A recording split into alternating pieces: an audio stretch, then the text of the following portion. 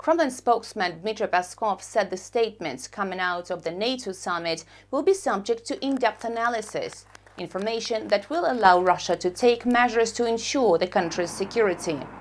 Of particular interest is the group's growing footprint, especially around Russia.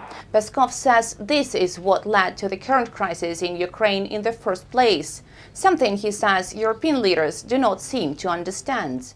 The Kremlin said Sweden's expected membership would have negative implications for Russia's security, and Moscow would respond with similar measures to those it took after Finland joined NATO last year.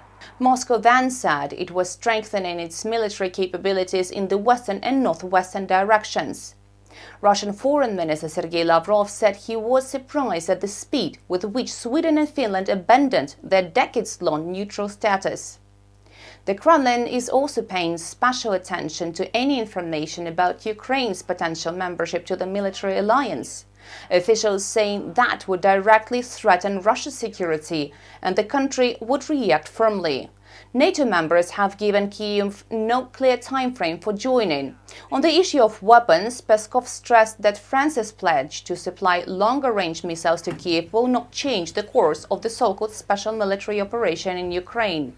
While the Russian Minister of Defense, Sergei Shoigu, addressed a U.S. pledge to supply cluster munitions to the country, saying Moscow has been refraining from using such weapons in Ukraine, but would be forced to do so if Kyiv uses them. Peskov added that NATO leaders view Russia as an enemy and that the discussions in Vilnius are being conducted under that guise. Dasha Chernyshova, CGTN, Moscow.